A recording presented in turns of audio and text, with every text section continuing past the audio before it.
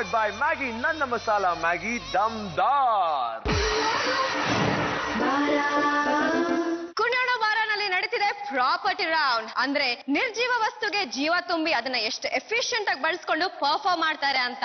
ನಿನ್ನೆ ನಮ್ಮ 4 ಜೋಡಿಗಳು ಫಂಟಾಸ್ಟಿಕ್ ಆಗಿ ಪರ್ಫಾರ್ಮ್ ಮಾಡಿದ್ರು. ಇನ್ನು 3 ಜೋಡಿಗಳ ಪರ್ಫಾರ್ಮೆನ್ಸ್ ಬಾಕಿ ಇದೆ. ಆದ್ರೆ ನೆನ್ಪಿರ್ಲಿ, ಇವತ್ತು 2 ಎಲಿಮಿನೇಷನ್ ಇದೆ. ಸೊ ಕಾರ್ಯಕ್ರಮ ಶುರು ಮಾಡೋಣ. ಖಂಡಿತವಾಗ್ಲು ವಿನಾಯಕ್. ಓಕೆ ಮಾಸ್ಟ್ರೆ, ಇದ್ಯಾರಿದು 1 2 3 ಯಾರು? ಒಂದ್ ಚೇರ್ ಖಾಲಿ ಇದೆ, ಯಾರು ಅಂತ ಗೊತ್ತಾಗ್ತಾ ಇಲ್ಲ. ದಿನ ಇಬ್ಬರೇ ಕೂತ್ಕೊಂಡ್ರೆ ಮಜಾ ಇರಲ್ಲ, ಅದಕ್ಕೆ ಇನ್ನೊಂದ್ ಚೇರ್ ಹಾಕ್ಸಿದ್ದೀನಿ ಎಕ್ಸ್ಟ್ರಾ. ನೀವು ಅಷ್ಟೆಲ್ಲ ಸುಮ್ನೆ ಚೇರ್ ಹಾಕ್ಸೋ ಗಿರಾಕಿ ಅಲ್ಲ, ನೀವು ಗ್ಯಾರಂಟಿ ಹೇಳಲೇಬೇಕು ಯಾರು ಬರ್ತಾ ಇದಾರಲ್ಲಿ ಅಂತ. ಗೆಸ್ ಮಾಡಿ ನೋಡೋಣ ಯಾರಂತ. ಯಾರು?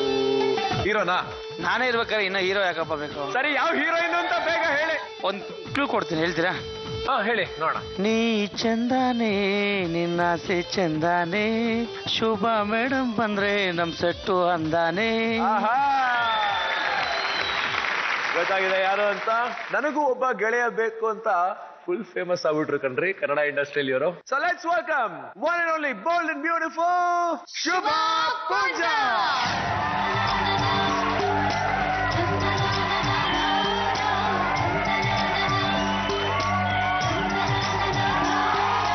Welcome Shubha, welcome.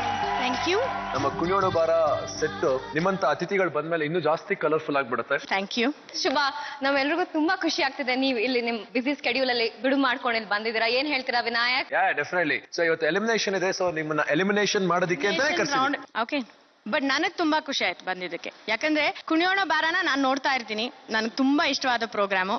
ಆಮೇಲೆ ಮೇನ್ ಅದನ್ನ ಬಿಟ್ಟು ಬೇರೆ 2 ರೀಸನ್ಸ್ ಇದೆ. ಓಕೆ.